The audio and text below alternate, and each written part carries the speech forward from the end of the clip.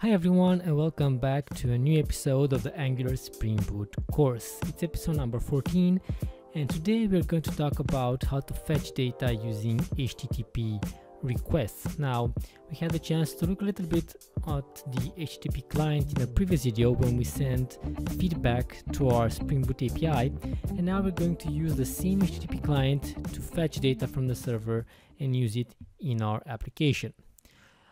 Well, the first thing that you need to know is that the HTTP client is the core component, core class that you should use when you want to make HTTP requests. Get requests, post requests, push requests. Any type of HTTP request will go through the HTTP client. And there are a couple of facts that you need to know about it in order to use it efficiently. Well, the first one is that the HTTP client, returns observables. Okay, and in order to execute a query with this observable, the first thing that you need to do is you have to subscribe to that observable. So until you subscribe to that observable, nothing will happen. I mean, your request will not will not be sent. Now, the HTTP client can return, typed observables, which is a pretty cool thing because we're using TypeScript. And then if you have like an API client that returns observable of something, then we have type information. And whenever we use that method, we can actually have IntelliSense and these cool things that strong typing and typing provides us with. Now, the final thing that you need to know is that if we subscribe multiple times to the same observable, then multiple HTTP requests will be triggered. Now, this may seem a little abstract at first, but when we build when we actually start to fetch data, I'll come back to these concepts and explain them again so that we can make them even more clear. Now, in this episode, we are going to build the notebook list. And in order to build this list, we first must retrieve the notebooks from the server. And this is exactly what we're going to do in this episode using the HTTP client and GET requests. Before we get started, I would like to remind you to subscribe to this channel and stay up to date with the latest courses that will sharpen your programming skills. The first thing that we'll do is create the notebook model. And the notebook model should be more or less a one-to-one representation of the view model that we use on the backend. And the view model that we use on the backend is the view model, notebook view model. So a simple model with ID name, number of notes, property, and pretty much that's it. So we just have three simple properties, and we need to make a TypeScript class representing this model so that we can use strong typing within our project. So going back to our Angular project, I'm going to create a new folder in here and call it model. This is where we'll put all our models, including the notebook. And then I'm going to use an Angular schematic, and we'll create a simple TypeScript class. Create a class, we'll call it notebook. And in fact, it's not even going to be a class. I think I'm going to create an interface because I won't be adding any functionality to it. So this interface will have an ID property of type string. It will have a name property of type string and number of notes property of type number. Let me just check that I spelled them correctly. So ID name and number of notes, ID name, number of notes. Okay, so I have the notebook property, and now I can go to my notes component, which is empty at this time of being, and I can create a new method called get all notebooks. And this method is going to use the HTTP client. Now, if you remember back from our previous episode, we have already registered the HTTP client module in our app module class, and we included it in this import statement. So we are ready to use this module, and that means we can inject it into our nodes component. So to inject it, we can use private HTTP of type HTTP client. Okay, and now we have a dependency. We have a dependency on the HTTP client. Okay.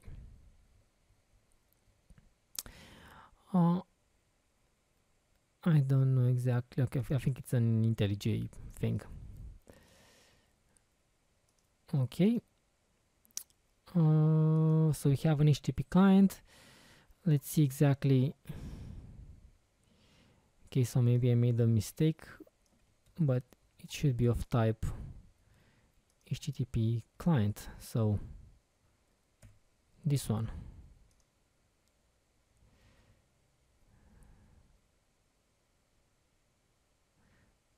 Okay, so everything is now compiled successfully. Okay, the IntelliJ did its part. Don't get any squiggly lines. Okay, and now in this method, I'm going to use, so this, first I'm going to define my URL. So my URL is HTTP localhost 8082-API I think it's notebooks-all, and we can verify it in our API. We can go to the noted HTTP and see what you use to retrieve all the notebooks. So yes, it's notebooks-all /all, sorry. Okay, so we have our URL, and now we are going to use this HTTP client to perform a GET request at this given URL. And remember what I told you from our previous, from the beginning of this course, that nothing gets triggered until we actually subscribe to this HTTP event. So in order for this request to get sent, we actually need to subscribe first. If we don't subscribe, then nothing will happen. And now, okay, we will receive a response. And if we have an error, we are going to write a message here, alert, an error has occurred. Okay, nothing fancy, just something to get us going.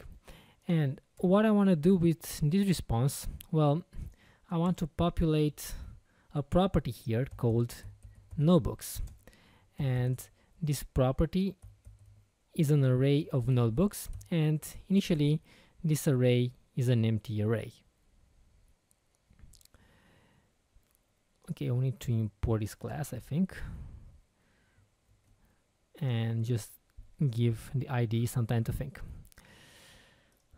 Okay, and when we receive the response, we can say, you know, this dot notebooks equals response, because the notebooks are contained within the response.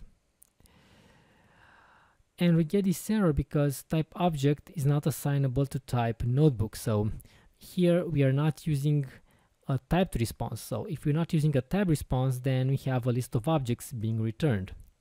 But if we actually use a typed response, and our response is actually, you know, an array of notebooks, then this should work just fine. Okay, so we're using a tab response. That means we know what kind of property we have in our response, in our observable, and then TypeScript is smart enough and will not allow us to assign a list of notebooks to any other kind of variable. So this is a pretty cool thing. It will save you a lot of compile errors. If you don't put this, then you'll just get a you know, any. Okay, and you can use any here as well, but then, you know, what's the point in using TypeScript without, you know, having strong typing? Cool. And now I'm going to call this method inside my ng on init. because when this component is first loaded, I want to grab all the notebooks from the server and use them to populate my notebooks property. Now, ng-on-init is called very early in the component's life cycle. So that means each time you want to make some initializations, like this, HTTP requests, then the ng-on-init is a pretty good place to add this kind of logic. So don't add it in the constructor, add it in ng-on-init. Cool. So let's see what happens if we fire up a browser, and let's see if our GET request is actually being executed. So I'll hit F12, network, and I'm going to go to localhost 4200, and let's see if we did everything correctly. So you see we have an error, but at least we actually performed this request and we got an error. Let me check that. Okay, so the notebook API was not running, and that explains the error that we just got. So let's start our API service, and then let's try to refresh the page. We'll give it a couple of seconds.